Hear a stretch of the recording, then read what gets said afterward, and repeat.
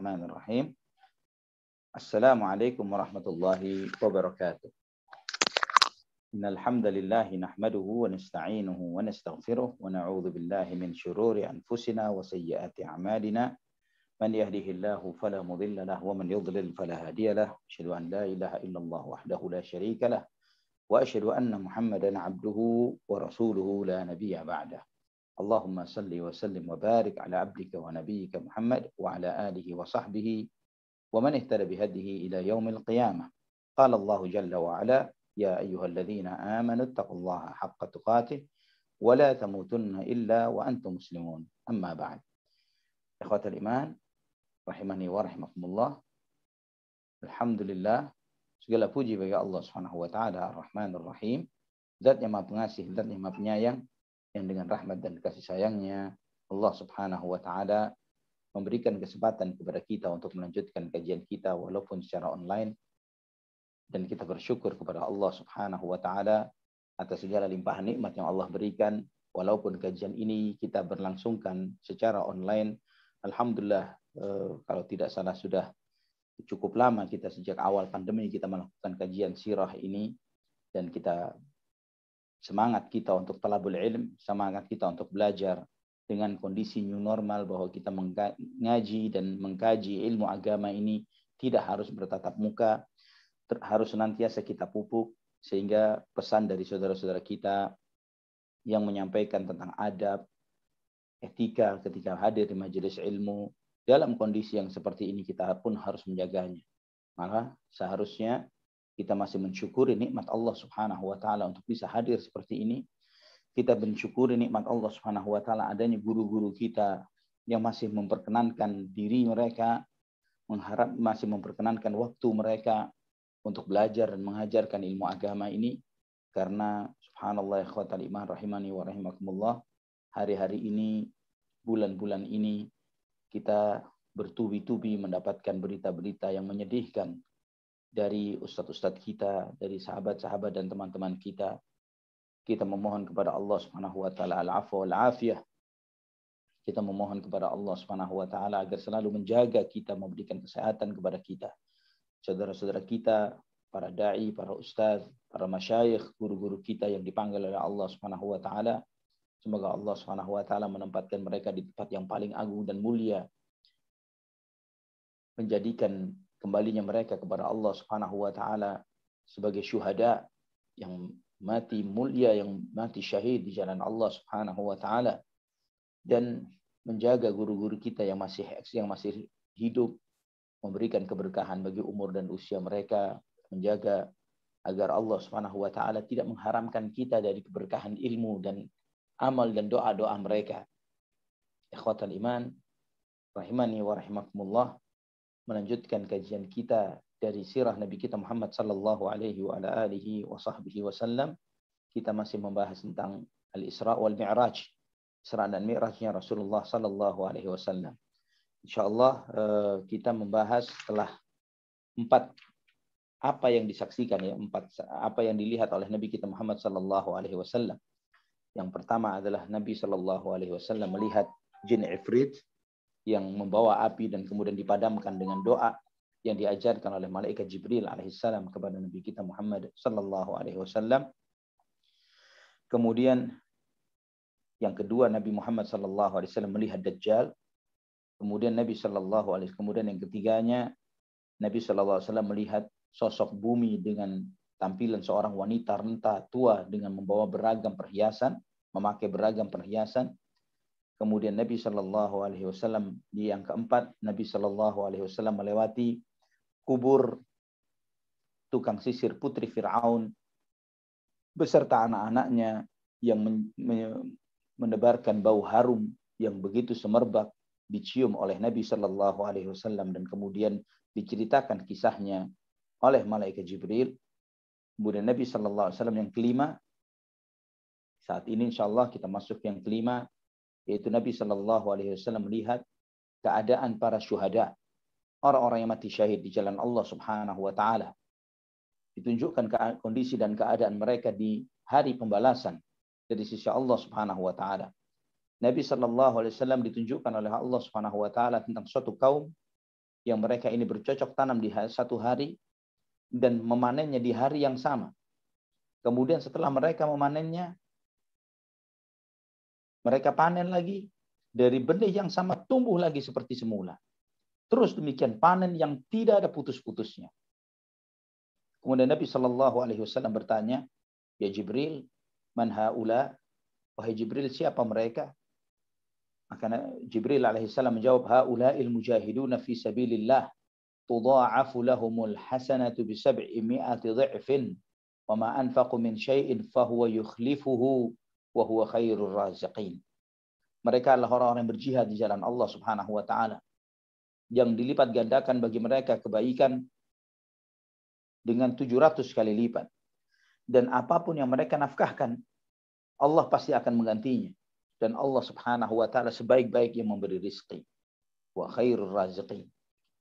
Ikhwatal iman rahimani wa rahimakumullah, kita tahu bahwa syariat jihad belum disyariatkan ketika Nabi Shallallahu Alaihi Wasallam sebelum beliau berhijrah. Namun jihad adalah salah satu syariat di antara puncak-puncaknya syariat ini. Dan yang diharapkan oleh mereka-mereka yang berjihad di jalan Allah Subhanahu wa taala adalah mendapatkan kemuliaan dalam kehidupan dunia atau mati syahid di jalan Allah Subhanahu wa taala. Dan apapun yang terjadi bagi mereka yang berjihad di jalan Allah Subhanahu wa taala, semuanya mendapatkan kemuliaan dari Allah Subhanahu wa taala. Allah memberikan kemuliaan bagi mereka. Dan kemuliaan itu juga ikhwatal iman rahimani wa rahimakumullah, terutama di alam barzakh, di akhirat kelak Allah Subhanahu wa taala memuliakan mereka, menempatkan mereka di tempat yang sangat tinggi dan mulia dengan banyak keutamaan yang antum insyaallah mengetahuinya di dalam ayat-ayat Al-Qur'an maupun hadis-hadis Nabi sallallahu alaihi wasallam tentang hal ini.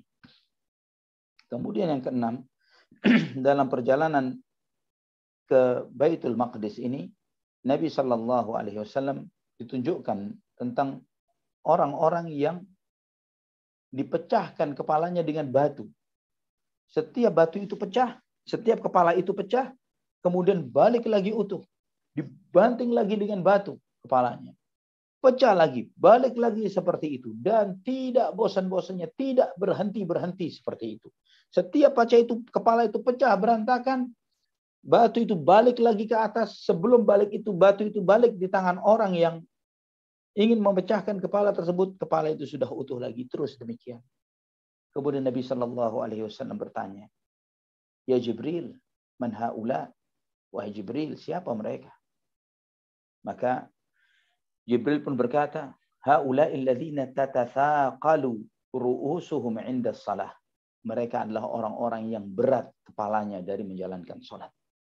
Yang mereka yang berat menjalankan salat sehingga lebih lelap dengan tidurnya, dan mereka tidak bangun di saat waktunya untuk melaksanakan salat. Ikhwatal iman rahimani wa rahimakumullah. Insyaallah dalam kajian Isra dan Mi'raj ini antum akan mengetahui di antara hikmah dan misi perjalanan Mi'raj Rasulullah sallallahu alaihi wasallam adalah untuk menerima risalah perintah menjalankan salat 5 waktu dalam sehari dan semalam. Dan ikhwatal iman rahimani wa rahimakumullah, salat memiliki kedudukan yang sangat agung di dalam syariat Islam ini.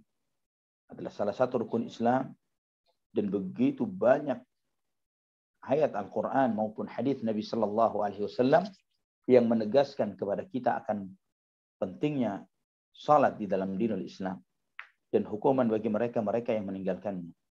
Di dalam Sahih Muslim dari hadis Jabir bin Abdullah radhiyallahu an, beliau mengatakan, sami'tu an-nabiy sallallahu alaihi wasallam yaqul, inna baina ar-rajuli wa baina asy-syirki wal kufri tarkus shalah. Sesungguhnya pemisah antara seseorang dengan kesyirikan dan kekufuran adalah meninggalkan salat. Artinya, seseorang yang menjalankan salat dan kemudian dia istiqamah di dalam menjalankan salat, maka semakin terpisah dirinya dari kekufuran dan kesyirikan. Antum perhatikan, di antara faedah istinbat dari hadis ini, wallahu a'lamu bissawab, pengalaman ana di dalam berdiskusi dan berdialog dengan mereka-mereka yang menyatakan dirinya murtad keluar dari dinul Islam, mereka ketika masih muslim bukanlah orang-orang yang menjaga sholat. Mereka tidak menjaga sholat. Selalu ana tanyakan, ana yakin hakul yakin bahwa antum ketika dulu sebagai seorang muslim, antum biasa meninggalkan sholat. Dan rata-rata menjawab seperti itu. Bahwa mereka bukanlah seorang muslim yang benar-benar menjalankan ibadah keislamannya dengan benar, terutama ibadah sholat. Maka sebagaimana hadis Nabi kita Muhammad sallallahu alaihi wasallam, inna baina ar-rajuli wa baina asy-syirki wal kufri tarkus shalah. Sesungguhnya pemisah antara seseorang dengan kekufuran dan kesyirikan adalah meninggalkan sholat. Ketika dia meninggalkannya, tidak ada pemisah antara dia dengan kekufuran dan kesyirikan. Ketika dia menjaga sholatnya, maka dia terpisah antara dirinya dengan kekufuran dan kesyirikan. Juga ikhwatal iman rahimani wa rahimakumullah, Imam Malik bin Anas menyampaikan dalam Muwatta'nya dengan sanad yang sahih sebuah athar dari Umar Ibn Al-Khattab radhiyallahu an yang berkata, la hadza fil Islam liman taraka as-salah. Kata Umar bin Khattab radhiyallahu an, beliau mengatakan bahwa tidak ada jatah di dalam Islam bagi mereka-mereka yang meninggalkan salat. Mereka-mereka yang meninggalkan salat, mereka tidak memiliki jatah Islam di dalam dirinya. Dan antum insyaallah mengetahui juga tentang khilaf para ulama tentang status mereka-mereka yang dengan sengaja meninggalkan salat karena kemalasannya.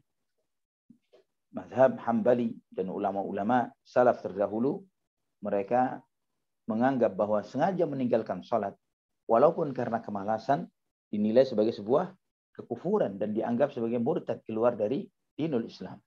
Mazhab Syafi'i dan ulama-ulama salaf yang sependapat dengan beliau, rahimahumullah jami', semoga Allah merahmati ulama-ulama kita terdahulu, berpendapat bahwa meninggalkan sholat karena malas termasuk akbarul kabair, dosa besar yang paling besar, lebih besar daripada syirik, lebih besar daripada membunuh, lebih besar daripada zina, lebih besar daripada mencuri. Ya, ini menurut Imam Syafi'i rahimahullahu taala. Dan kemudian dia, jika ada mahkamah syariah, pengadilan agama, pengadilan syariat yang menegakkan hudud, ketentuan-ketentuan Allah Subhanahu wa taala dalam penegakan syariat ini, maka orang yang seperti itu dipanggil dalam pengadilan syariat. Dipanggil dalam pengadilan syariat dan kemudian diminta untuk bertaubat kepada Allah Subhanahu wa taala. Diminta untuk bertaubat. Jika bertaubat maka dilepaskan, jika dia tidak mau bertaubat maka dia dihukum mati. Dan pun terjadi perselisihan, dihukum mati ini bagaimana statusnya? Apakah dia dihukum mati sebagai seorang muslim ataukah dia dihukum mati karena keengganannya untuk bertaubat dari meninggalkan sholat? Maka dia dihukum mati sebagai orang yang murtad dan dimakamkan di pemakamannya orang-orang kafir, bukan dimakamkan di pemakamannya kaum muslimin. Ini tentang kedudukan sholat. Maka di dalam apa yang ditunjukkan oleh Allah Subhanahu wa taala kepada Nabi kita Muhammad sallallahu alaihi wasallam dalam kesempatan Isra ini, perjalanan ke Al-Aqsa, adalah bagaimana Allah Subhanahu wa taala menunjukkan kepada beliau sallallahu alaihi wasallam tentang hukuman bagi mereka-mereka yang meninggalkan salat atau sengaja tidur sehingga melewatkan waktu salat bagi mereka. Entah itu tidur, biasanya dalam benak kita adalah salat subuh, tapi tidak cukup dengan salat subuh. Berapa banyak dari kita setelah salat maghrib dia tidur sehingga melewatkan waktu isya'nya. Atau bahkan sebelum maghrib dia tidur sehingga terlewat waktu maghribnya. Allahul musta'an wa la haula wa la quwata illa billah. Jaga salat kita, jaga salat yang kita lakukan, yang dilakukan oleh anak-anak dan keluarga kita, maka insya Allah Subhanahu wa taala akan menjaga Islam dan iman mereka. Kemudian yang ketujuh, Nabi Shallallahu alaihi wasallam ditunjukkan tentang sekelompok orang yang tidak berpakaian, hanya bagian depan dan belakangnya tertutup dengan secarik kain. Bagian depan dan belakangnya tertutup dengan secarik kain. Dan kemudian mereka digiring seperti binatang ternak. Dan mereka ini makan dari duri-durian. Mereka makan dari buah-buahan yang berduri. Mereka makan dari buah zakum.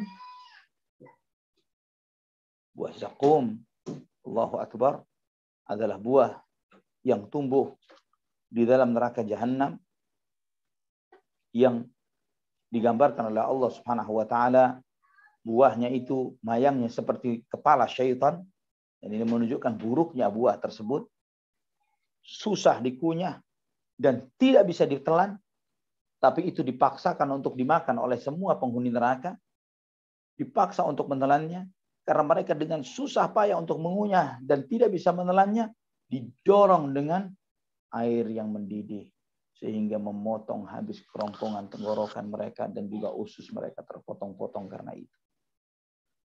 Dan kemudian mereka juga diberi minuman juga dari kotoran dari bebatuan jamr. Jadi arang, ya, arang yang ada dari api neraka disuapkan kepada mereka. Kemudian Nabi SAW bertanya, "Man haula ya Jibril?" Siapa mereka wahai Jibril? Maka Jibril alaihissalam mengatakan, "Haula'il ladzina la yu'adduna sadaqati amwalihim." Mereka adalah orang-orang yang tidak mengeluarkan zakat harta mereka. Mereka adalah orang-orang yang tidak mengeluarkan zakat harta mereka. Allahul musta'an. Wala haula wala quwata illa billah. Kemudian yang kedelapan yang dilihat oleh Nabi SAW, yaitu Nabi melewati sebuah pohon. Sebuah pohon yang ada di pinggir jalan. Namun pohon ini, setiap seseorang ada yang melewatinya dipotong. Setiap ada yang melewatinya dipotong oleh pohon itu. Pohonnya yang memotong. Kemudian Nabi SAW bertanya, "Ma hadza ya Jibril?" Apa ini wahai Jibril? Maka Jibril menjawab, "Hadza mathalu aqwamin min ummatika yaq'uduna 'ala at-tariqi fayaqta'unaha." Ini adalah perumpamaan dari beberapa kaum dari umatmu, kata malaikat Jibril. Yang mereka ini duduk di pinggir-pinggir jalan dan mereka selalu memotong jalan.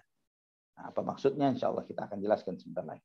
Mereka duduk di pinggir-pinggir jalan dan mereka memotong jalan. Kemudian Jibril alaihissalam membacakan firman Allah di dalam surat Al-A'raf ayat 86, "Wala taq'udu bi kulli siratin tu'idun." Ikhwatal iman rahimani wa rahimakumullah. Apa maksudnya memotong jalan di sini? Rasulullah SAW menyampaikan dalam riwayat yang lain dalam Sahih Bukhari dan Musnad Imam Ahmad, Nabi SAW bersabda, "Iyyakum wal julusa 'ala turuqat." Hati-hati kalian dari duduk di pinggir-pinggir jalan, nongkrong-nongkrong di pinggir-pinggir jalan. Maka para sahabat bertanya, "Malana buddun, innaha hiya majalisuna natahaddatsu fiha." Ya Rasulullah sallallahu alaihi wasallam, tapi memang kita harus ya Rasulullah. Kita seringkali nongkrongnya juga di pinggir jalan. Di situ kita bertemu, di situ kita berbicara satu dengan yang lainnya. Maka Nabi sallallahu alaihi wasallam pun menyampaikan, "Fa idza ataitum ilal majalis fa'tu at-tariqa haqqaha." Jika kalian memang harus nongkrong di pinggir jalan, maka berikanlah bagi setiap jalan itu hak-haknya. Artinya seseorang yang tidak memberikan hak bagi jalan tersebut, maka dia telah menjadi pemotong bagi jalan itu. Tidak memberikan hak dari jalan itu. Wa ma haqqut tariq? Apa haknya jalan ya Rasulullah? Nabi SAW menjawab, "Ghaddul basar, wa kaful adha, wa raddus salam, wal amru bil ma'ruf, wan nahyu 'anil munkar." Yaitu menahan pandangan mata. Pertama, menjaga pandangan mata. Jika memang kamu harus duduk di situ, jangan jelalatan matamu. Yang haram dilihat, jangan dilihat. Sanggup untuk yang pertama. Kemudian yang kedua, kaful adha. Tahan diri, jangan menyakitin orang. Dengan lisan, maupun sikap, maupun perbuatan. Maksudnya, jangan mudah mengomentari si fulan berpakaian begitu, si fulan berpenampilan seperti ini, si fulan begini, si fulan. Itu adalah semuanya bentuk-bentuk menyakiti saudara kita. Nabi SAW menyampaikan yang kedua di antara haknya jalan, kaful adha. Tahan diri dari menyakiti orang lain. Termasuk juga tidak membuang sembarangan di jalan. Menghilangkan gangguan dan kotoran yang ada di jalan. Ini haknya jalan. Waraddus salam. Yang ketiga menjawab salam. Yang keempat wal amru bil ma'ruf wan nahyu 'anil munkar. Ya Allah, berat banget. Mengajak kepada yang baik dan mencegah dari yang munkar. Ya Allah, berapa banyak kebaikan kita kesampingkan ketika kita nongkrong di jalanan. Berapa banyak kemunkaran yang kita diamkan ketika kita nongkrong di jalanan. Kita tidak akan sanggup. Tidak akan sanggup. Maka pilihannya, walillahil hamd, ini diantara dalam tanda kutip hikmah corona adalah kita belajar untuk diam di rumah kita masing-masing. Kita belajar untuk tidak ke mall, tidak nongkrong habis-habisan dengan hal-hal yang tidak memberikan manfaat. Ya, kita tidak keluar kecuali memang sesuatu yang memang harus perlu. Ya, dan kita melihat, dan ini Allah subhanallah, di antara nikmatnya seorang mukmin adalah ketika diberi kebetahan untuk tinggal di rumahnya. Karena di antara fitnah yang terjadi di akhir zaman adalah seseorang tidak merasa betah di rumahnya sendiri. Tidak betah di rumahnya sendiri.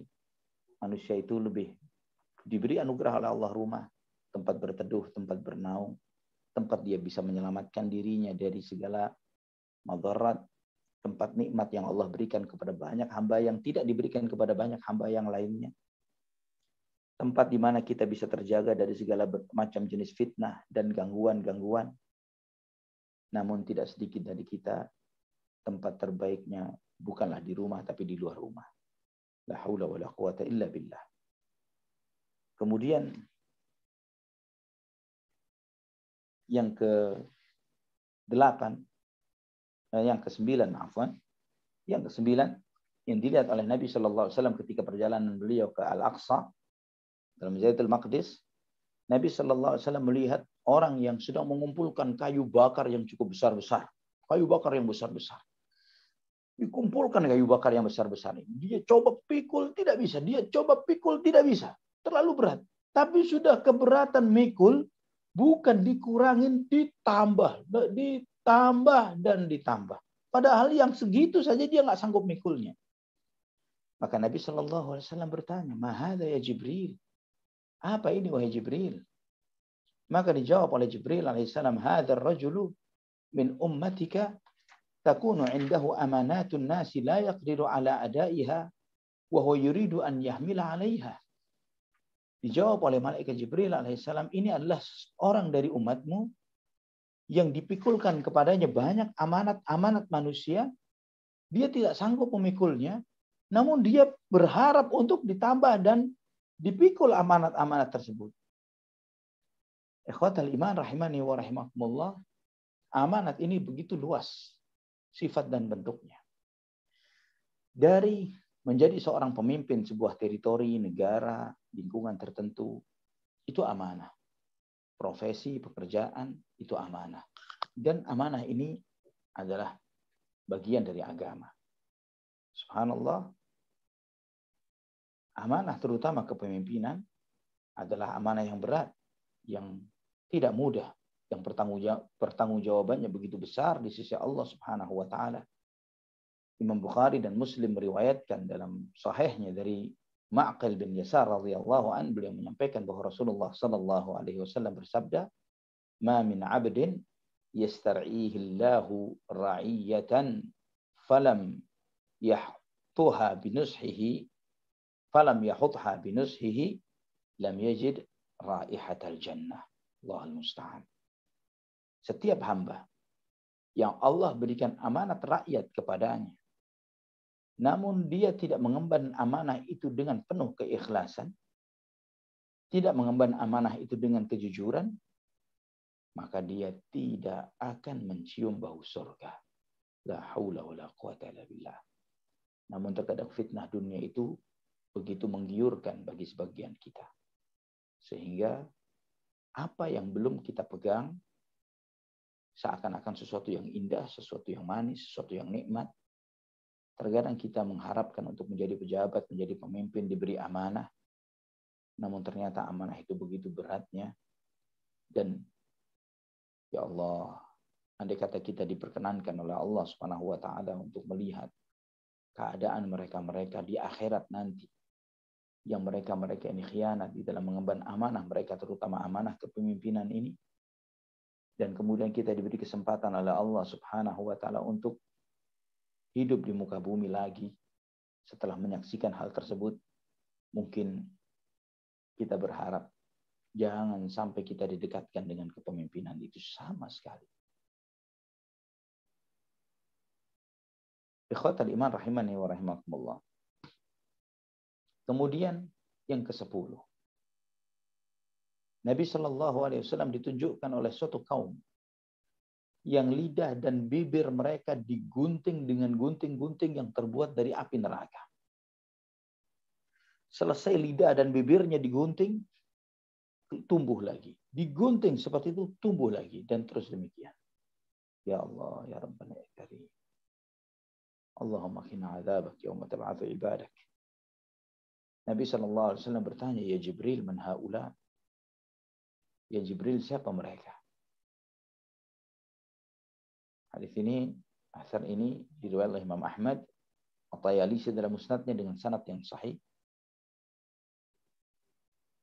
Jibril menjawab, haula'i khataba'u min ummatik ya'muruna an-nasa bil birr wa yansawna anfusahum wa hum yatluna al-kitaba afala ya'qilun.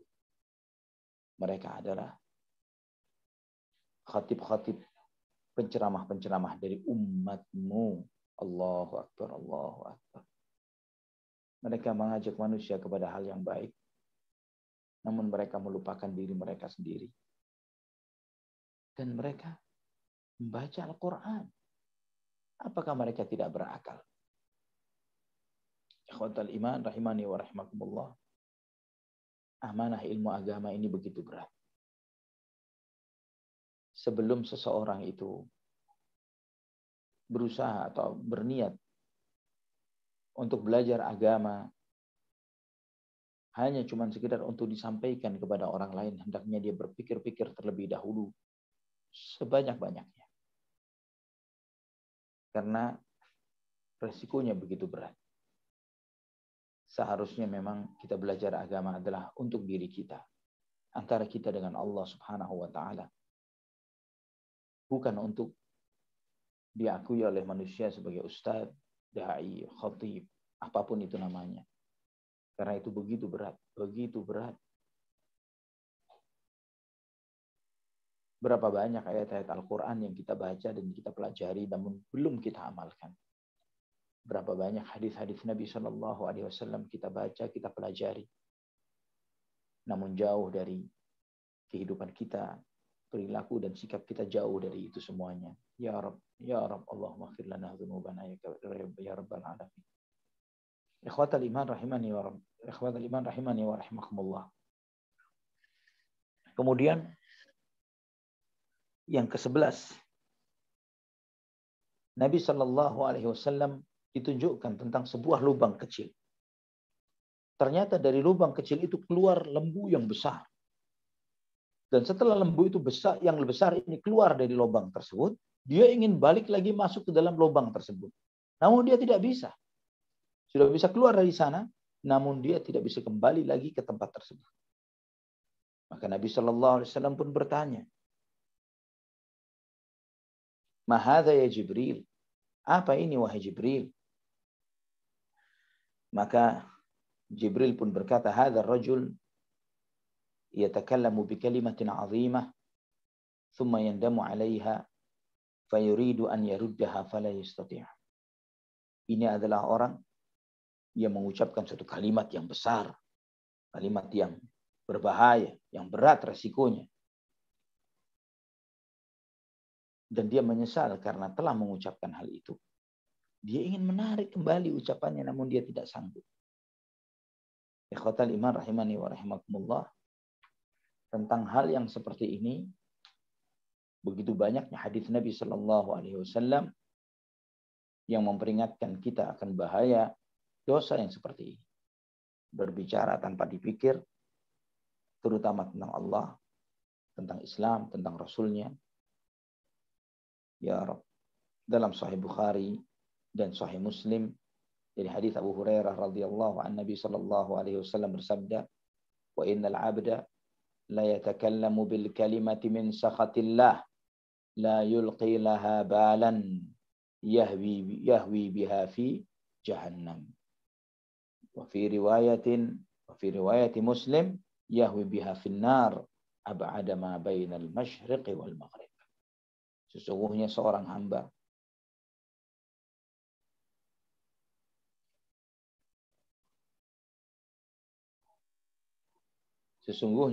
hamba dia berbicara dengan satu kalimat yang dia tidak peduli dengan apa yang dia ucapkan. Dia tidak peduli dengan apa yang diucapkannya. Dia dengan enteng mengucapkan kalimat-kalimat itu. Dia tidak peduli dengan apa yang disampaikan. Namun itu mendatangkan murka Allah subhanahu wa ta'ala. Min syakatillah. Tapi dia enteng mengucapkannya, maka dia akan terjerumus ke dalam neraka Jahannam. Karena kalimat yang diucapkan. Dalam riwayat yang lain dia terjerumus ke dalam neraka Jahannam lebih jauh dari jarak antara timur dan barat. Allahul musta'an wa la haula wa la quwwata illa billah. Ikhwatal iman rahimani wa rahimakumullah. Kemudian juga yang ditunjukkan kepada Nabi kita Muhammad sallallahu alaihi wasallam yang ke-12, yaitu tentang nasib-nasib para pemakan riba. Yang Allah subhanahu wa ta'ala tunjukkan kepada Rasulullah sallallahu alaihi wasallam. Nabi sallallahu alaihi wasallam melihat orang-orang yang berenang di dalam sungai darah. Sungai yang airnya berupa darah. Dan kemudian mereka dicekoki dengan batu-batu besar mulut mereka. Kemudian Nabi SAW bertanya, ya Jibril, man hadha? Man hadha ya Jibril? Siapa ini? Siapa itu ya Jibril? Nabi SAW kemudian diberikan jawaban oleh malaikat Jibril alaihissalam, hadha akilur riba. Ini adalah para pemakan riba. Ikhwatal iman rahimani wa rahimakumullah. Apa yang dilihat oleh Nabi SAW ini, yang seperti ini juga serupa dengan apa yang pernah dilihat beliau SAW dalam Sahih Bukhari, namun dalam mimpi beliau SAW. Serupa dengan apa yang disaksikan oleh Rasulullah SAW ini. Dan ini, adapun yang disaksikan oleh Nabi SAW dalam perjalanan Isra, diriwayatkan oleh Imam Ahmad dengan sanad yang kuat. Ya, dan juga mimpi Nabi SAW ini berbeda dengan apa yang kita lihat sekarang. Yang kita kaji pada kesempatan ini. Tentang pemakan riba, insya Allah antum telah mengetahui tentang ancaman yang berat bagi para pemakan riba. Dalam surat Al-Baqarah ayat 275 Allah Subhanahu wa taala berfirman, "Alladzina ya'kuluna ar-riba la yaqumuna illa kama yaqumu alladzi yatakhabbathu asy-syaitanu minal mas." Mereka-mereka yang memakan riba, mereka tidak akan berdiri kecuali berdirinya orang-orang yang kesurupan, ya. Orang yang kesurupan kemasukan syaitan. Dan juga karena orang yang tidak waras. Sudah tidak waras, kesurupan syaitan lagi. Nanti berdirinya para pemakan riba dari kubur mereka seperti itu. La haula wala quwwata illa billah. Juga di ayat 278 dan 279 di surat Al-Baqarah, Allah Subhanahu wa taala berfirman, Ya ayyuhalladzina amanu taqullaha wa dharu ma baqiya minar riba in kuntum mu'minin. Fa in lam taf'alu fa'dhanu biharbin minallahi wa rasulih wa in tubtum falakum ru'usu amwalikum la tadhlimuna wa la tudhlamun. Wahai orang-orang yang beriman, takutlah kalian kepada Allah Subhanahu wa taala dan tinggalkanlah yang tersisa dari transaksi-transaksi riba jika kalian benar-benar beriman. Namun jika kalian tidak mau melakukannya, maka silahkan umumkan perang dengan Allah dan Rasulnya. Dan jika kalian mau bertaubat, maka kalian boleh mengambil pokok dari harta kalian. Kalian tidak menzalimi dan kalian jangan sampai terzalimi. Ini menunjukkan kepada kita, ikhwani wa akhwati fillah rahimani wa rahimakumullah, bahwa mereka yang bertaubat dari riba harus meninggalkan segala profit dan keuntungan yang diperoleh dari riba tersebut dan stop, tidak melanjutkan itu, dan pokok modalnya saja yang boleh diambil, lebihnya harus dikembalikan kepada haknya, karena itu bukan hak dirinya. Segala keuntungan yang diperoleh dari barang gadai misalnya, itu juga termasuk bagian dari riba yang kita harus waspada. Dan banyak lagi contoh-contohnya, dan alhamdulillah antum termasuk yang mengikuti kajian rutin dari Ustaz Irwandi hafizahullah. InsyaAllah antum mendapatkan faedah-faedah besar dari apa yang beliau sampaikan dan mengajarkan kepada kita untuk lebih hati-hati dan waspada, terutama di dalam transaksi-transaksi muamalah kita. Kemudian yang ke-13 yang disaksikan oleh Nabi SAW, yaitu Nabi SAW melihat Nabiullah Musa AS salat di kuburnya. Imam Muslim meriwayatkan dalam sahihnya dari Anas bin Malik radhiyallahu anhu, Rasulullah SAW bersabda, "Ataitu أو مررت على موسى ليلة أسري بي عند الكثيب الأحمر وهو قائم يصلي في قبره." Saya melewati di malam Isra'ku, melewati kuburnya Nabi Musa alaihissalam di sisi Kathib al-Ahmar, nama satu tempat, dan dia sedang berdiri salat di kuburnya. Hadis ini sahih dalam Sahih Muslim. Dan ikhwatal iman rahimani wa rahimakumullah, sebagian orang kadang terheran melihat Nabi Musa alaihissalam sholat di kuburnya. Bagaimana, apa maksudnya? Ya, bukankah atau apakah ini tidak bertentangan dengan sabda Nabi SAW, "Idza mata ibnu Adam in qata'a amaluhu illa min thalathin." Ketika anak Adam meninggal dunia, terputus amalnya kecuali 3. Bagaimana dengan hadis itu? Terputus amalnya, tapi Nabi Musa alaihissalam masih sholat di kuburnya. Memang benar orang yang meninggal dunia terputus amalannya. Amalan yang bersifat taklifi, beban syariat, wajib, haram, ya sunnah, ya, dan semuanya ini memang sudah tidak lagi dilakukan oleh mereka yang meninggal dunia. Namun bagi mereka yang di alam barzakh dan di akhirat, mereka diberi oleh Allah Subhanahu wa taala kesempatan untuk beribadah dan beramal sebagai bentuk syukurnya, bukan sebagai suatu beban syariat dan kewajiban. Sebagaimana Nabi SAW menyebutkan tentang ahlul jannah, "Inna ahlal jannati yulhamuna at-tasbihat kama tulhamuna an-nafas." Sesungguhnya penghuni surga nantinya diberi anugerah oleh Allah itu bertasbih terus-menerus seperti kalian bernafas. Kita di dunia ini nafas tanpa kita harus kontrol diri kita. Karena nafas ini sesuatu yang berjalan begitu saja selama kita masih dianugerahi kehidupan oleh Allah Subhanahu wa taala.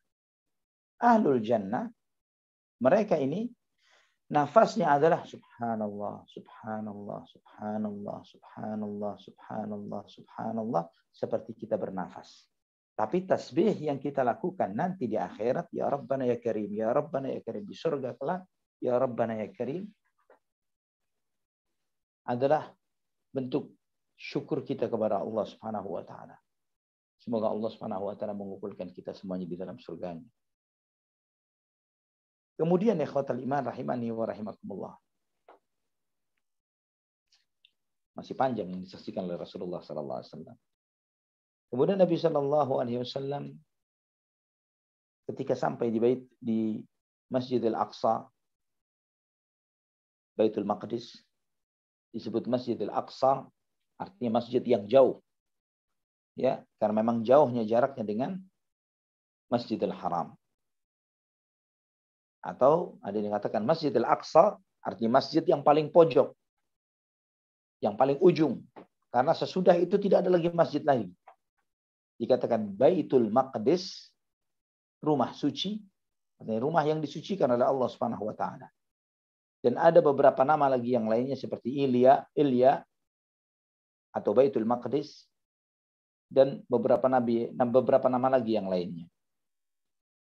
Kemudian ketika sampai di Masjidil Aqsa bersama malaikat Jibril alaihissalam, Nabi sallallahu alaihi wasallam mendapati para nabi telah berkumpul di sana. Dan kemudian Nabi sallallahu alaihi wasallam diajukan oleh malaikat Jibril untuk maju ke depan sebagai imam dan mengimami salat para nabi. Imam Muslim meriwayatkan dalam sahihnya dari hadis Ibnu Mas'ud radhiyallahu anhu, Nabi sallallahu alaihi wasallam bersabda, fahanatis salatu fa'amamtuhum. Maka tibalah waktu salat, maka aku pun mengimami mereka. Dalam riwayat Imam Ahmad dalam musnadnya dengan sanad yang sahih dari Ibnu Abbas radhiyallahu anhuma, falamma dakhala an-nabiy sallallahu alaihi wasallam al-masjid al-aqsa qama yusalli thumma iltafata fa idza an-nabiyyuna ajma'una yusalluna ma'ahu. Ketika Nabi sallallahu alaihi wasallam sampai di Masjid Al-Aqsa, Nabi berdiri salat, kemudian beliau menoleh selesai salatnya, dan Nabi sallallahu alaihi wasallam mendapati para nabi semuanya salat di belakang beliau. Hadis ini sahih sanadnya, sebagaimana disebutkan oleh Hafidz Ibnu Katsir di dalam kitab tafsirnya. Kapan Nabi melaksanakan salat ini? Ada khilaf di antara para ulama tentang hal ini. Yang disampaikan oleh Al-Hafidz Ibnu Hajar Al-Asqalani, beliau menyampaikan bahwa dari riwayat-riwayat ini lebih dominan menunjukkan bahwa Nabi Shallallahu Alaihi Wasallam melaksanakan salat itu sebelum mi'rajnya, itu sebelum naik ke langit. Ini sebagaimana beliau sebutkan dalam kitab Fathul Bari. Sedangkan Al-Hafidz Ibnu Katsir rahimahullah, beliau menyebutkan bahwa salatnya Nabi Shallallahu Alaihi Wasallam setelah mi'raj dari langit. Dan beliau mengatakan was-sahihu anna Rasulullah sallallahu alaihi wasallam innama ijtama'a bil anbiya'i fis samawat thumma nazala ila Baitul Maqdis wa hum ma'ahu wa shalla bihim fihi thumma innahu rakiba al-buraqa wa karra raji'an ila Makkah. Wallahu a'lam. Dalam tafsir Ibnu Katsir, Al-Hafidz Ibnu Katsir menyampaikan bahwa yang benar, beliau mengatakan bahwa Rasulullah sallallahu alaihi wasallam bertemu dengan para nabi di langit. Kemudian balik lagi ke Masjid Al-Aqsa untuk kedua kalinya dengan beserta para nabi menyertai beliau. Kemudian Nabi Shallallahu Alaihi Wasallam salat bersama mereka. Setelah itu Nabi Shallallahu Alaihi Wasallam menaiki Buraq dan kembali ke Makkah. Wallahu a'lam. Ini disampaikan dalam tafsir Ibnu Katsir. Juga dalam kitab Al-Bidayah wan Nihayah, Ibnu Katsir juga menyampaikan dalam kitab beliau Al-Bidayah wan Nihayah, thumma habata Rasulullah sallallahu alaihi wasallam ila Baitul Maqdis. Kemudian Nabi sallallahu alaihi wasallam turun ke Baitul Maqdis. Wal-zahir anna al-anbiya habatu ma'ahu takriman lah. Dan yang terlihat dalam riwayat ini bahwa para nabi turun ke Baitul Maqdis, ke Al-Aqsa, Masjid Al-Aqsa sebagai bentuk pemuliaan dan penghormatan terhadap Rasulullah sallallahu alaihi wasallam. Dan kemudian pengagungan, ya, wa ta'ziman inda ruju'ihi min al-hadratil ilahiyyatil 'azimah, ya, pengagungan terhadap Rasulullah sallallahu alaihi wasallam setelah beliau dipanggil di hadapan Allah Subhanahu wa taala. Kama hiya 'adatul wafidina la yastami'una bi ahadin qabla alladhi tulibu ilaihi. Sebagaimana kebiasaan utusan yang mereka ini tidak akan berkumpul dengan seseorang, dengan siapapun, kecuali setelah mereka menuntaskan misinya. Ya, oleh karena itulah, ketika Nabi Shallallahu Alaihi Wasallam melewati perjalanan Mi'rajnya ke langit, setiap Nabi Shallallahu Alaihi Wasallam melewati salah seorang Nabi, Nabi Shallallahu Alaihi Wasallam mengucapkan salam, dan kemudian setelah menjawab salam, Nabi dijelaskan oleh malaikat Jibril bahwa ini si fulan, ucapkan salam. Ini si fulan, ucapkan salam, dan seterusnya dalam perjalanan Mi'raj ke langit.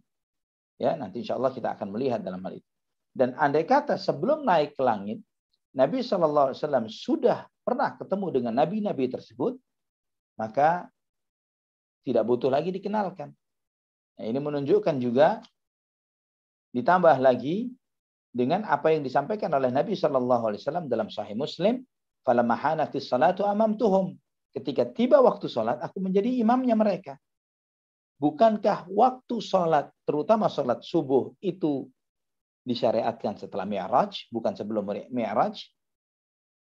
Ya, dan juga majunya Nabi Shallallahu Alaihi Wasallam sebagai imam mereka atas apa yang diperintahkan oleh malaikat Jibril alaihissalam. Nah, dari sini kata beliau, kata Ibnu Katsir rahimahullah, fastafada ba'dhum min hadza annal imam al-a'zama yuqaddamu fil imamati ala rabbil manzil haitsu kana Baitul Maqdis mahalluhum wa dara iqamatihim.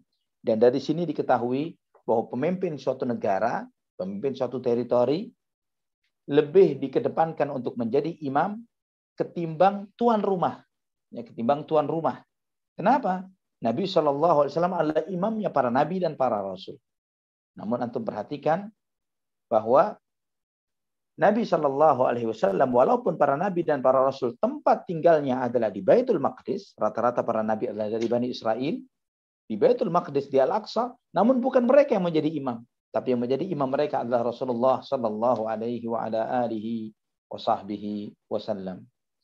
Ahmad Syauqi rahimahullah beliau menyampaikan asra bikallahu lailan idh malaikatuhu war ruslu fil masjidil aqsa ala qadami lamma khatarta bihil taffu bisayyidihim kasyuhbi bil badri aw kal jundi bil alami salla wara'aka minhum kullu dhi khatarin wa man yafuz bihabibillahi ya'tamimi جبت السماوات أو ما فوقهن بهم على منورة درية اللجم ركوبة لك من عز ومن شرف لا في الجياد ولا في الأينق الرسم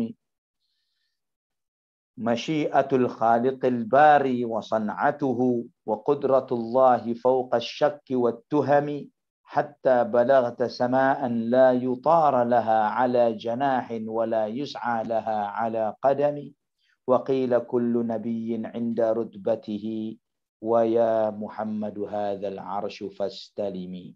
Allahu Akbar. Ahmad Syauqi menyampaikan dalam bait-bait syairnya, Allah menjalankanmu di waktu malam dan para malaikat serta para rasul di Masjidil Aqsa mengikuti jejakmu. Dan ketika engkau melangkah, mereka mengikutimu karena engkau adalah pemimpinnya. Sebagaimana seorang panglima perang yang memimpin di hadapan pasukannya. Semua yang sholat di belakangmu adalah orang-orang yang bernilai dan sangat berharga. Dan mereka beruntung menjadi makmum dari kekasih Allah Subhanahu wa taala. Engkau menaiki lapisan langit-langit dan di atasnya dengan penuh cahaya. Engkau dimuliakan, ditempatkan di tempat kemuliaan, di atas kemuliaan dan melebihi segala kendaraan yang pernah ditunggangi. Kehendak Sang Pencipta dan ketentuannya dan kekuasaannya di atas segala keraguan dan segala tuduhan. Sehingga engkau sampai kepada satu titik yang tidak bisa dijangkau oleh sayap dan tidak bisa dijangkau oleh jejak kaki manusia. Dan disampaikan kepada setiap utusan, disitulah batasanmu. Namun untukmu wahai Muhammad, inilah arsy Allah Subhanahu wa ta'ala. Ikhwatal iman rahimani wa rahimakumullah. Kemudian selesai Nabi sallallahu alaihi wasallam menunaikan salat dengan para nabi dan para rasul.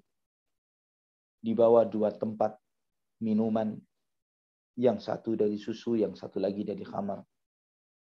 Imam Muslim meriwayatkan dalam sahihnya dan juga Imam Ahmad dalam musnadnya dari Anas bin Malik. Beliau mengatakan bahwa Rasulullah sallallahu alaihi wasallam bersabda, "Tsumma dakhaltul masjida fa shallaitu fihi rak'atain faja'ani Jibril alaihi salam bi ina'in min khamrin wa ina'in min laban fakhtartu al-laban faqala Jibril alaihi salam ikhtarta al-fitrah." Kemudian setelah aku memasuki masjid dan aku salat 2 rakaat, Jibril alaihissalam membawa satu tempat, yang satu berisi khamar, yang satu berisi susu. Dan aku memilih susu. Dan Al-Hafidz menjelaskan hikmah dari pilihan ini, khamar itu haram, susu halal. Dan pada saat itu belum ada pengharaman untuk khamar. Ya. Dan juga terlebih lagi Nabi SAW di atas.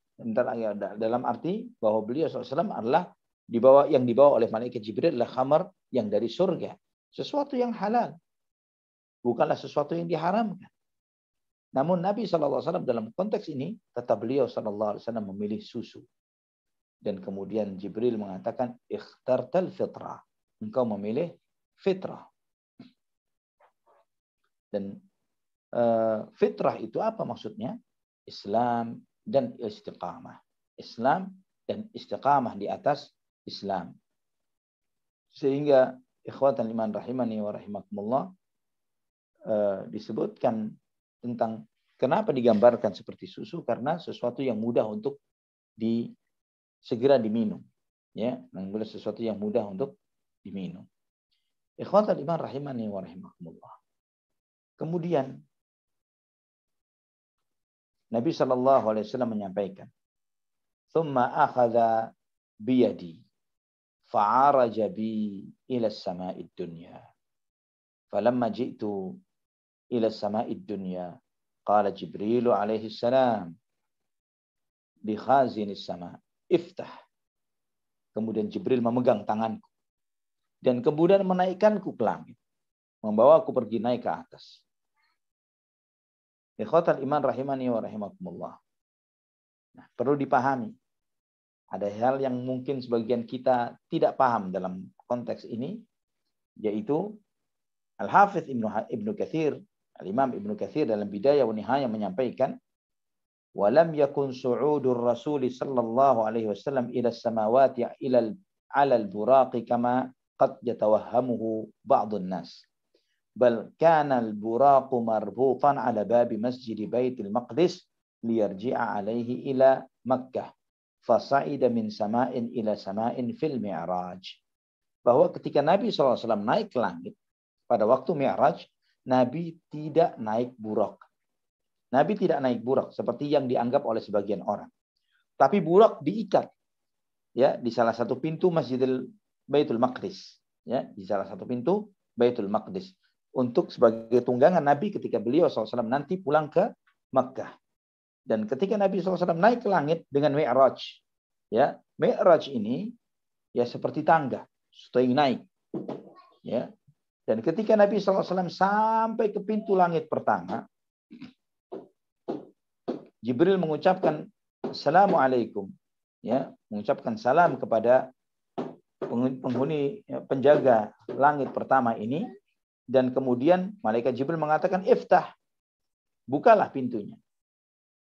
Kemudian penjaga langit pertama bertanya, siapa engkau? Maka Jibril alaihissalam menjawab, Jibril. Waman ma'ak, siapa yang bersamamu? Ya, ikhwatal iman rahimani wa rahimakumullah. Di sini menunjukkan bahwa malaikat penjaga itu mengetahui bahwa Jibril alaihissalam tidak sendirian. Ada seseorang yang bersamanya. Dan juga sebagai bentuk pemuliaan terhadap Rasulullah SAW untuk disebut namanya oleh malaikat Jibril di hadapan para malaikat penjaga langit. Kemudian Jibril alaihissalam mengatakan Muhammad sallallahu alaihi wasallam. Ibunda malaikat bertanya, apakah sudah diutus kepadanya? Maksudnya apakah sudah waktunya untuk naik ke langit sebagaimana dijelaskan oleh Imam An-Nawawi dalam Syarah Muslim. Apakah sudah waktunya untuk diperintahkan untuk naik ke langit? Karena yang ditanyakan ini bukan tentang bi'tsah, tentang diutusnya beliau sebagai rasul atau nabi. Karena hal ini tidak diketahui, karena hal tersebut sudah sangat diketahui oleh para malaikat dan sudah melalui masa yang cukup lama. Juga Al-Hafidz Ibnu Hajar mengatakan wal hikmatu fi su'alil malaikati wa qad ursila ilaihi anna Allah Ta'ala arada ittila'a nabiyhi sallallahu alaihi wasallam ala annahu ma'rufun 'indal mala'il a'la. Ya, pertanyaan malaikat ini di hadapan malaikat Jibril adalah agar Allah Subhanahu wa taala menunjukkan kepada Rasulullah sallallahu alaihi wasallam bahwa beliau sangat dikenal di langit. Bahwa beliau sallallahu alaihi wasallam sangat dikenal di langit. Para malaikat yang ada di langit mengenal Rasulullah SAW.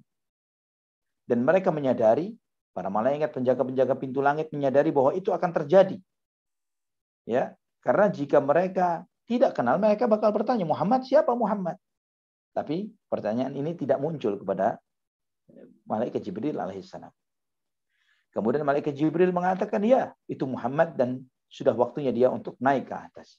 Marhaban bihi, fani'mal maji'u ja. Ya, selamat datang untuk Muhammad. Sebaik-baik orang yang datang telah tiba. Maka dibukakanlah untuk kami. Dibukakanlah untuk kami. Allahu Akbar. Allahumma salli ala Muhammad wa ali Muhammad. Allahumma salli ala Muhammad wa ala alihi wa sahbihi wa sallam.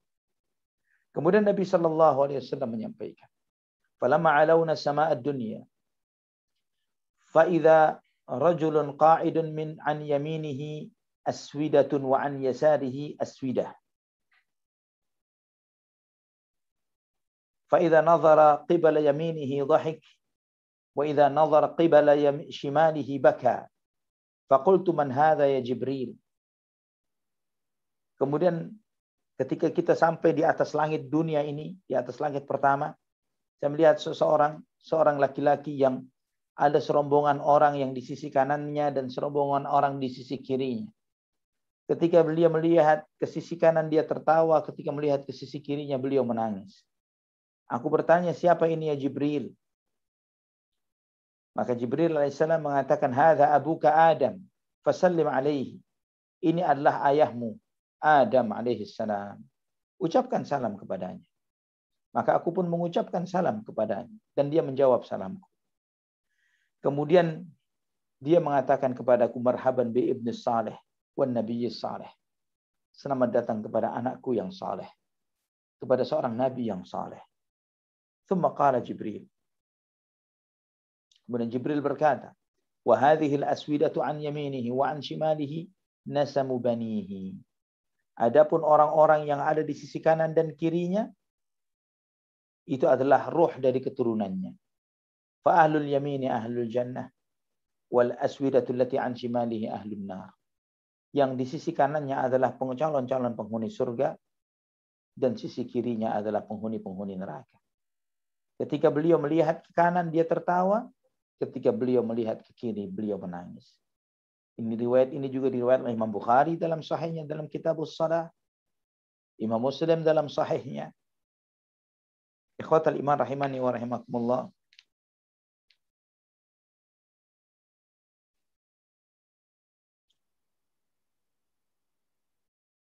Selanjutnya,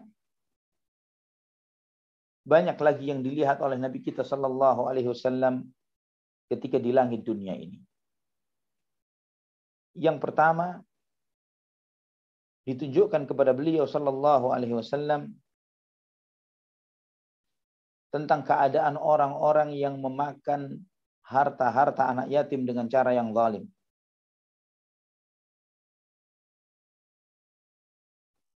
Abu Sa'id Al-Khudri meriwayatkan, qala Rasulullah sallallahu alaihi wasallam,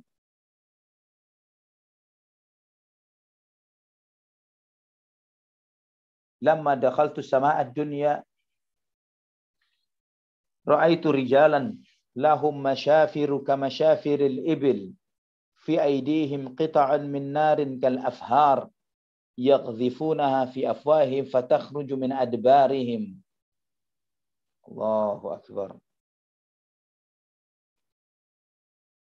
Aku melihat ketika sampai di atas langit pertama ini, orang-orang yang bibirnya ini seperti bibir onta.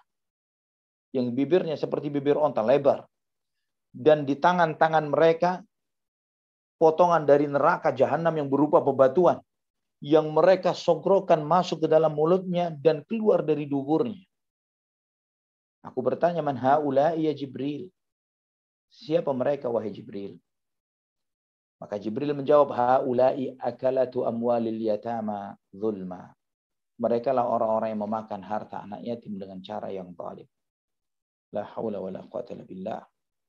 Dalam surat An-Nisa ayat 10, Allah Subhanahu wa taala mengingatkan, innal ladzina ya'kuluna amwalan yatama zulman innama ya'kuluna fi butunihim nara wa sayaslawna sa'ira. Sesungguhnya mereka yang memakan harta anak-anak yatim dengan cara yang zalim, sesungguhnya mereka memasukkan ke dalam perut mereka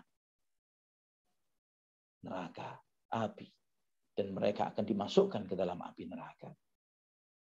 Kemudian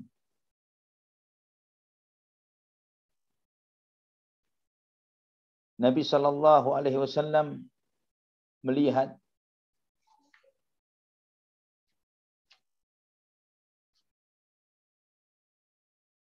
wanita-wanita yang suka berbaur dan berteman dan berkumpul dengan bukan mahramnya. Nabi Shallallahu Alaihi Wasallam menyampaikan, "Tsumma ra'aitu nisa'an mu'allaqatin bi thudyihin, faqultu man hunna ya Jibril, man haula'i ya Jibril." Aku melihat wanita-wanita yang tergantung dengan payudara mereka. Kemudian aku bertanya, siapa mereka?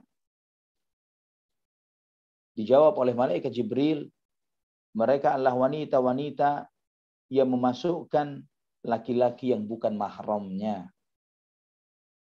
Wanita-wanita yang berkhianat, wanita-wanita yang selingkuh, wanita-wanita yang berzina, wanita-wanita yang tidak mengetahui batas-batas siapa mahram dan bukan mahramnya, dan mereka tidak peduli akan hal ini. Yang mereka senang kecantikan dan kemolekan dan keindahan tubuh mereka dinikmati oleh banyak orang. Ini ancamannya dari Allah Subhanahu wa taala dan Rasul-Nya.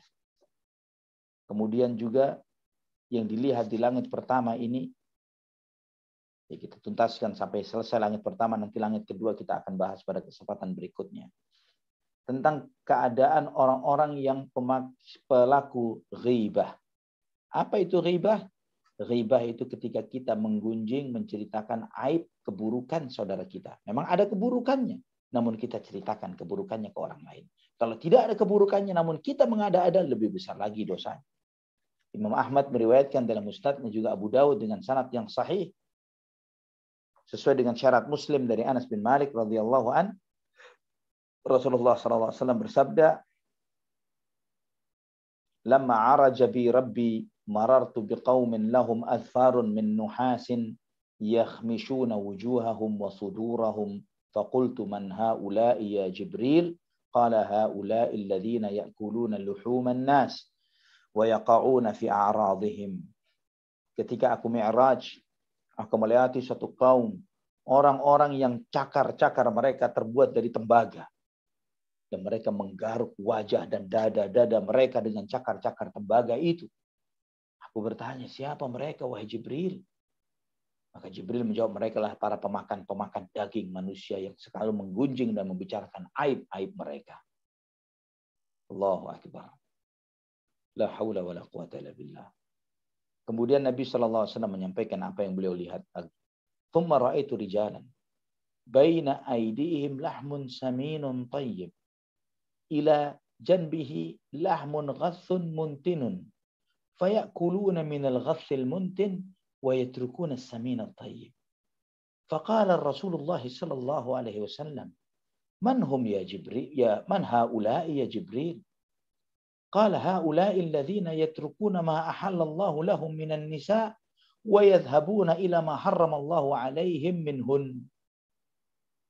Aku melihat sekelompok orang laki-laki yang di hadapan mereka ada daging-daging segar, nikmat, bagus.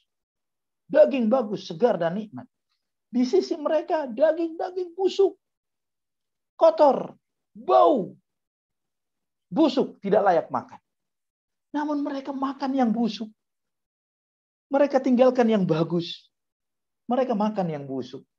Aku bertanya, siapa mereka wahai Jibril? Dijawab oleh malaikat Jibril, mereka lah laki-laki yang meninggalkan istri-istri yang dihalalkan untuk mereka. Malah mereka mencari yang haram, yang selingkuh, yang berzina. Ada yang halal di rumah, tapi mencari yang haram di luar rumah. mereka, itulah yang dihukumkan oleh Allah Subhanahu wa taala. Daging yang bersih, yang halal ditinggalkan, kemudian mencari yang haram dan busuk dan basi. Kemudian Nabi sallallahu alaihi wasallam menyampaikan, "Tsumma ra'aitu rijalan lahum butunun lam ara mithlaha qat."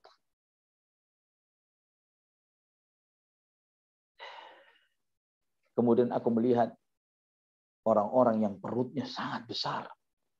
Saya tidak pernah melihat yang seperti itu, kata Nabi sallallahu alaihi wasallam.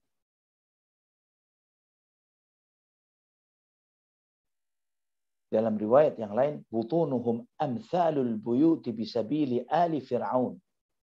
Yamurruna alaihim kal ibilil mahyumah hina yu'raduna 'ala an-nar. Yata'unahum la yaqdiruna 'ala an yatahawwalu min makanihim dzalik. Aku melihat perut-perut mereka begitu besar seperti rumah yang dibangun di masa istana Fir'aun, di masa Fir'aun. Kemudian dilewati oleh mereka, dilewati oleh orang-orang menginjak-injak mereka, dengan dia dalam kondisi seperti onta yang kehausan yang luar biasa. Ketika mereka digiringkan, dihadapkan ke dalam api neraka. Dan diinjak-injak oleh banyak orang dan dia tidak bisa menyingkir dari tempatnya. Kemudian aku bertanya, kata Rasulullah SAW, "Man hum ya Jibril? Man haula'i ya Jibril?" Siapa mereka? Maka dijawab, "Haula'i akalatur riba." Mereka adalah para pemakan riba. Allahul musta'an, wala haula wala quwata illa billah. Ini yang disaksikan oleh Nabi kita Muhammad SAW sampai ke langit pertama. Nanti di langit kedua, ketiga, keempat, kelima, keenam, ketujuh, Sidratul Muntaha. Apa saja yang disaksikan oleh Nabi kita Muhammad SAW, insyaallah kita akan bahas pada pertemuan yang berikutnya. Wallahu ta'ala ala wa alam bisawab. Barakallahu fikum. Baik.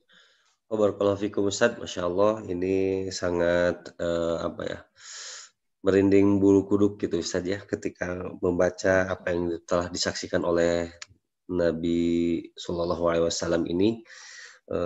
Ya bagi kita ini sangat ngeri gitu ya. Oleh karenanya kita harus sering-sering mencari ilmu, mendapati ilmu, kemudian juga mengamalkannya gitu ya.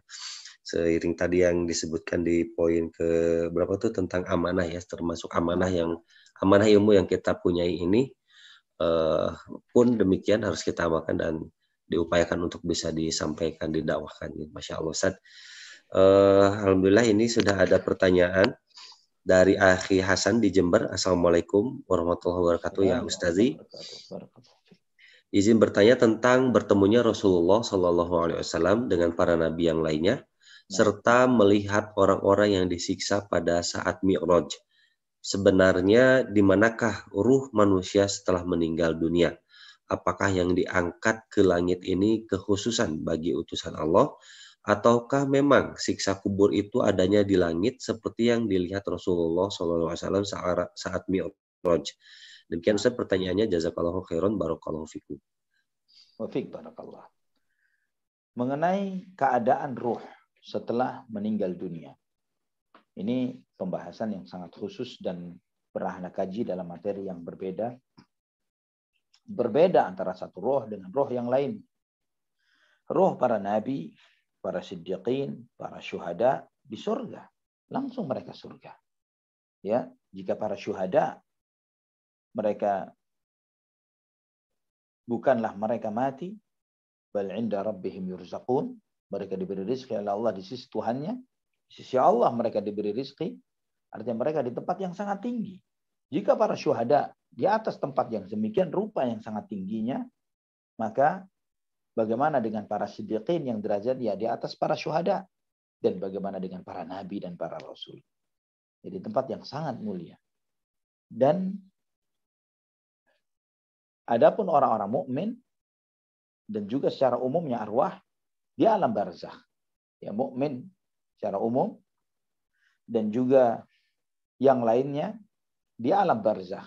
Dan di alam barzakh ini ada nikmat, ada azab, dan kita tidak tahu di mana tempatnya alam barzakh itu secara khusus, apakah itu di dunia atau di yang lainnya.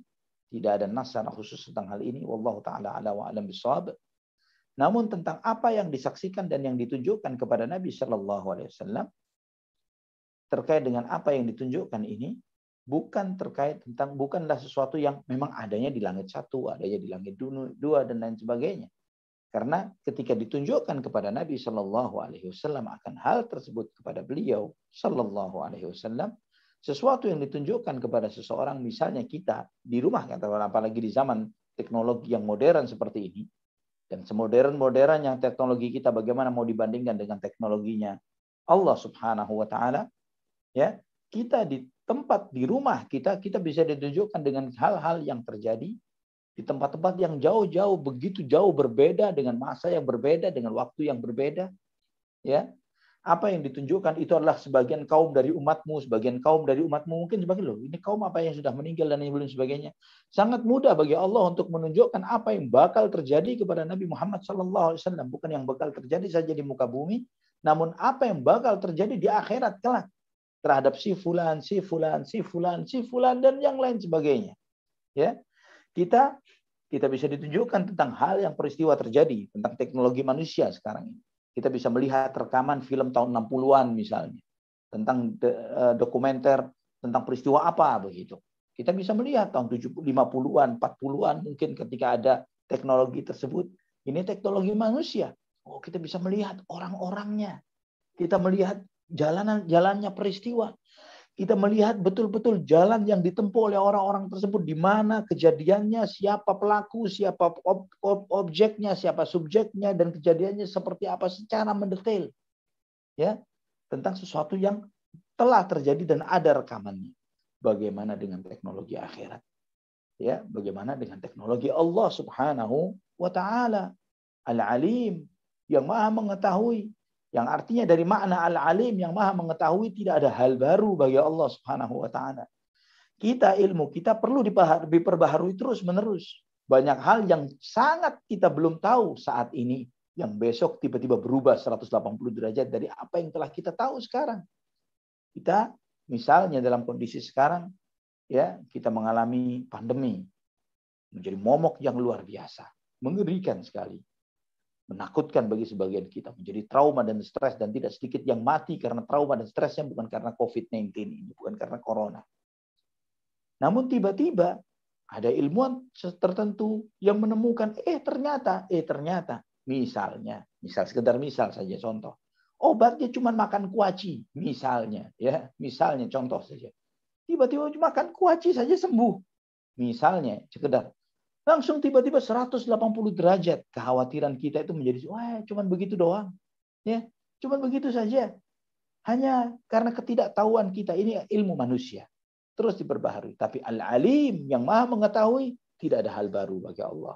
Apa yang kita ketahui sekarang, yang kita tidak ketahui besok bagi Allah sekarang, besok, lusa, tahun depan, 2000-3000 tahun yang akan datang, 1-2 juta tahun yang akan datang, Allah sudah sangat tahu dengan detail segala sesuatunya dengan sangat terperinci. Subhanahu wa ta'ala. Subhanahu wa ta'ala. Wallahu ta'ala ala wa alam bisawab. Bisa, alhamdulillah, ini rupanya hanya satu pertanyaan pada malam hari ini. Mungkin kita semuanya sedang tafakur juga deh ya, tentang tadi perincian-perincian apa yang disaksikan oleh Nabi kita, Nabi Allah Muhammad SAW. Atas apa yang diberikan izin ya untuk menyaksikan penghuni ya. Oh, ada yang raise hand ya dari Muhammad Nugraha. Tafadhol.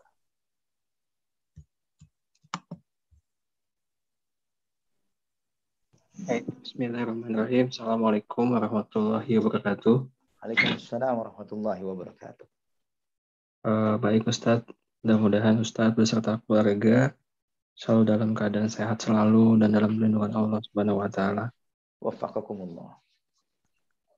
Izin Ustadz, sebetulnya kalau mendengarkan kajian-kajian yang berbau penghuni-penghuni neraka itu membuat iman itu menjadi down ya Ustadz ya. Sepertinya banyak apa ya sifat-sifat yang tertanam dalam diri ini gitu ya Ustadz ya. Itu sehingga muncul rasa tidak apa ya, tidak melangkah dalam hidup itu tidak punya semangat gitu ya Ustadz. Jadi merasa bahwa kayaknya nih saya ini ahli neraka sudah dipastikan karena setelah melakukan A, B, C gitu kan ya Ustadz ya. Kira untuk melepaskan jiwa-jiwa seperti itu nasihatnya apa ya Ustadz ya supaya semakin semangat gitu ya dalam beribadah karena ya terus terang yang Ustadz sampaikan tadi itu yang tidak semua itemnya itu nggak lepas dalam kehidupan sehari-hari ya gitu Ustadz. Nah. Mungkin demikian Ustadz Afan. Assalamualaikum warahmatullahi wabarakatuh. Waalaikumsalam warahmatullahi wabarakatuh. Barakallahu fiik. Saudaraku fillah rahimani wa rahimakumullah. Setiap mau'izah, setiap nasihat, memang Allah Subhanahu wa taala mengutus Nabi kita Muhammad sallallahu alaihi wasallam sebagai basyiran wa nadhiran. Sebagai pemberi kabar gembira dan memberikan peringatan. Memberi kabar gembira dan memberikan peringatan. Kabar gembira agar kita termotivasi untuk beramal. Peringatan agar kita termotivasi untuk berhenti dari melakukan dosa dan maksiat. Kabar gembira bukan berarti agar kita ini terlalu over PD sehingga kita lupa akan ancaman, sehingga kita bersantai-santai. Sedangkan ancaman atau peringatan-peringatan bukan membuat kita itu menjadi over ketakutan yang membuat kita paranoid dan tidak melakukan apapun. Ya, malah menjadi pasrah dengan keadaan. Bukan seperti itu rasa takutnya seorang hamba kepada Allah Subhanahu wa taala. Kita setakut-takutnya kepada sesuatu, cara terbaik bagi diri kita agar kita selamat dari yang kita takuti, lari dari orang itu. Tapi bagaimana kita lari dari Allah Subhanahu wa taala? Bagaimana kita lari dari Allah Subhanahu wa taala? Setiap detik, setiap waktu kita semakin mendekat kepadanya. Kita tidak bisa lari dari Allah Subhanahu wa taala kecuali mendekat kepadanya. Nah, hebatnya lagi, walillahil hamdu wal minnah. Alhamdulillah Allah Subhanahu wa taala di antara nama dan sifatnya At-Tawwab, Al-Ghaffar, Al-Ghafur, Maha menerima taubat, Maha pengampun, Maha menerima taubat, Maha pengampun. Nama Allah At-Tawwab, Maha menerima taubat, Al-Ghaffar dan Al-Ghafur. Ini nama Allah. Sudah dari dahulu kala Allah memiliki nama itu. Walaupun mungkin misalnya sebelum terciptanya manusia yang berbuat dosa, Allah memang sudah disifati dengan sifat itu. Artinya apa? Ini menunjukkan bahwa ada di antara hamba-hamba Allah yang terjerumus dalam dosa dan maksiat. Dan Allah Subhanahu wa taala mengampuni dosanya. Allah mengampuni dosanya. Ya ayyuhalladzina asrafu ala anfusihim la taqnatu min rahmatillah. Innallaha yaghfiru dzunuba jami'a. Wahai mereka-mereka yang melampaui batas terhadap diri-diri mereka sendiri, yang dipanggil oleh Allah, wahai para pelaku-pelaku dosa, wahai para pelaku-pelaku maksiat, la taqnatu min rahmatillah. Jangan pernah putus asa dari rahmat Allah Subhanahu wa taala. Innallaha yaghfiru dzunuba jami'a. Sesungguhnya Allah mengampuni semua dosa. Sesungguhnya Allah Subhanahu wa taala mengampuni semua dosa. Tinggal kita mau taubat. Tinggal kita mau istighfar. Kapan kita bertaubat? Kapan kita istighfar? Dengan tulus dan ikhlas. Sebesar apapun dosa yang pernah kita lakukan 1-2 detik yang lalu, tidak akan ada nilainya dibandingkan dengan ampunan dan maafnya Allah Subhanahu wa taala. Sebagaimana salah satu syair yang disampaikan oleh Imam Syafi'i rahmatullah alaih, ta'azamani dhanbi falamma qarantuhu bi'afwika kana 'afwuka 'azama. Begitu besarnya dosa-dosaku ya Allah, namun ketika aku bandingkan dosa-dosaku ini dengan ampunanmu, ampunanmu jauh lebih besar ya Allah. Jadi bedanya mukmin yang benar imannya dengan yang salah di dalam rasa takutnya kepada Allah, Rasa takut itu memotivasi kita untuk bergegas bertaubat dan hati-hati dari dosa dan maksiat. Bukan malah membuat kita putus asa. Namun ketika ancaman-ancaman atau peringatan-peringatan ini membuat kita putus asa, ini adalah sifat takut yang salah. Yang bukan itu yang diharapkan, tapi yang diharapkan adalah yang menghalangi kita dari terjerumus lagi dan lagi dan lagi dalam dosa, atau yang memotivasi kita untuk bergegas bertaubat dari segala maksiat dan dosa yang pernah kita lakukan. Wallahu a'lam bishawab. Baik, untuk Akhi Nugraha sudah lower hand ya. Kemudian rupanya tidak ada lagi yang bertanya ini di raise hand maupun juga di WA. Mungkin ada konklusi dari yang tadi disampaikan untuk materi kita malam hari ini. Tafadhol Ustaz sebelum diakhiri. Nah, barakallahu fikum. Ada satu hal yang ingin saya berikan tambahan sedikit sebelum kita menutup materi kita. Perjalanan Nabi SAW adalah perjalanan satu malam. Namun begitu banyak peristiwa yang ditunjukkan oleh Allah Subhanahu wa taala kepada beliau. Bila ada orang bertanya, berapa lama sih perjalanannya? Dan begitu banyak apa yang disaksikan. Apakah cukup waktunya? Bagaimana dengan ini dan itu? Subhanallah, ikhwatal iman. Antum, hal yang seperti ini adalah sangat mudah bagi Allah. Dan mungkin sebelum Einstein menemukan teori relativitas, kita tidak bisa mencerna tentang peristiwa-peristiwa yang seperti ini adalah sesuatu yang logik, wajar, dan bisa dimaklumi secara sains dan teknologi. Ya, tentang teori relativitas Einstein yang menyebutkan bahwa kecepatan dan waktu itu sangat relatif sesuai dengan bagaimana kecepatan diri seseorang, ya. Dan itu ya antum yang mempelajari tentang fisika lebih paham tentang hal ini, bahwa dimensi yang kita jalani itu mempengaruhi ya dimensi kita manusia beda dengan dimensinya binatang yang hidup bersama kita, nyamuk misalnya. Ya, 24 jamnya mereka dengan 24 jamnya kita beda. 24 jamnya mereka bisa jadi adalah 100% usia mereka. Ya. Kalau tidak salah usia nyamuk itu 24 jam kalau tidak salah. Dari mereka proses entah lahir sampai mereka mati 24 jam. Itu dimensi waktu yang Allah berikan kepada nyamuk. Yang mereka dalam 24 jam kehidupan ini mereka melalui fase yang cukup luar biasa. Dari lahir sampai mati. Dan kita menjalani itu 24 jam sebagian kecil dari kehidupan kita. Demikian pula makhluk Allah Subhanahu wa taala yang lain. Bakteri, virus, dan yang lainnya. Ini dimensi makhluk yang kita lihat, yang hanya hidup bersama kita di kehidupan dunia. Contoh yang lainnya adalah mimpi kita misalnya. Ada orang yang tidur begitu lelap dan nikmatnya tidur itu dan tanpa mimpi, kemudian ketika dia bangun dia seakan-akan tidur sejenak saja. Padahal dia tidur 8 jam. Ada orang yang tidur siang cuma sebentar. Sebentar saja, cuma 15-20 menit. Tapi dia mengalami proses mimpi yang sangat detail dan cukup panjang. Padahal saya tidur cuma sebentar nih. Tapi ceritanya panjang yang bisa. Ini salah satu contoh bagaimana Allah Subhanahu wa taala menunjukkan sebagian kecil kekuasaannya yang membuat kita bisa memaklumi dan memahami. Terlebih lagi jika sumber yang menyampaikan kepada kita adalah sumber yang benar. As-Sadiqul Amin. Manusia yang jujur, yang bisa dipercaya.